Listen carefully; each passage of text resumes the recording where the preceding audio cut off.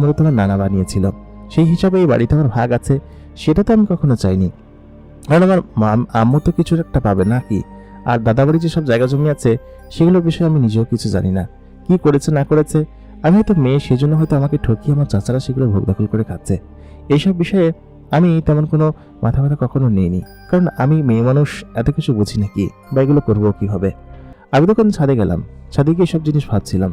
আজকে যদি আমার বাবা মা বেঁচে থাকতো তাহলে হয়তো এই দিন আমাকে দেখতে হতো না।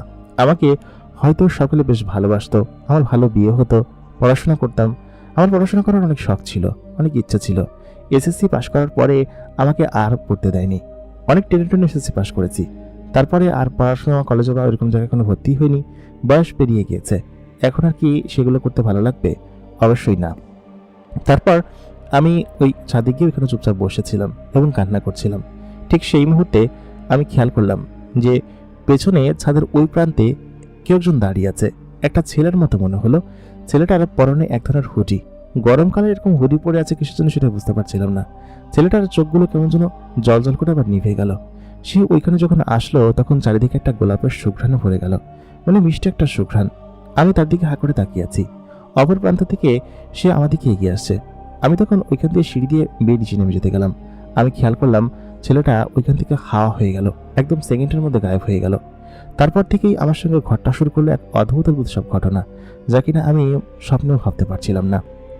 ওদিনকে রাত্রেবেলা আমি যখন ঘুমিয়েছিলাম তখন আচমকা কেন যেন মনে হলো যে আমার মাথায় কেউ হাত বুলিয়ে দিল। এবং তারপর সকালবেলা যখন আমি ফজরের আজানের আগে ঘুম থেকে উঠলাম, উঠে দেখি যে আমার জ্বর একদম নেমে গিয়েছে। অথচ রাতে খুব জ্বর ছিল, রাতে কোনো ওষুধও খাইনি, কারণ ওষুধ ছিল না। আমি প্রত্যেকদিন ফজরের রক্তে উঠে নামাজ পড়ে তারপর একটু শুইলে শুই, আর না হলে কাজ বাজ গুছিয়ে রাখি, যাতে করে একটু কম টাইম লাগে। মামা 8টা 8:30টার ভিতরে বাসা থেকে বের হয়ে যায়। আমি এই জন্য আগে আগে রান্না করে রেখে দিই। প্রতিদিনকার মতো আজকেও ফজর নামাজের পর উঠে আমি যখন নামাজ পড়ছিলাম, কেন যেন মনে হচ্ছিল যে আমার সঙ্গে সঙ্গে কেউ নামাজ পড়ছে এবং আমার পেছনে কেউ বসে আছে।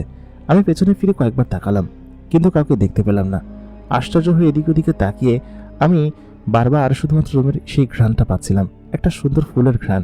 কিন্তু আমার আশেপাশে তো কাউকে দেখতে পাচ্ছি না, কি হচ্ছে কিছু বুঝতে পারছি না। এদিক ওদিকে তাকাতাকি করে তারপর চিন্তা করলাম যে ধরো এগুলো হয়তো আমার মনের ভ্রম। তারপর আমি রান্না করে গেলাম। রান্নাঘরে গিয়ে রান্নাবান্না সমস্ত কিছু কমপ্লিট করলাম। কমপ্লিট করে এসে ঘরের ভিতরে বসবো, ঠিক সেই মুহূর্তে দেখি ঘরের মধ্যে ধোয়া ওঠা গরম বিরিয়ানি রাখা। কিন্তু এগুলো কি রাখলো? আমি সেগুলো দেখে চমকে যাচ্ছিলাম। তারপর দেখলাম সেই বিরিয়ানি থেকে গরম ধোয়া উঠছে এবং খুব সুস্বাদু ঘ্রাণ আর কি। আমি ভাবলাম হয়তো মামা রেখেছে, মামা বাইরে গিয়েছিল, হয়তো কিনে নিয়ে এসেছে। আমি সেগুলো খুব তৃপ্তি করে খেলাম। মামা আবার মাঝে মধ্যে আমার জন্য আলাদা করে কিছু জিনিস নিয়ে আসে এবং সেটা শুধুমাত্র আমার হাতেই দেয়। আমি সেই জিনিসটা খেতে শুরু করলাম। খাওয়া দাওয়া শেষ করে আমি সেখানে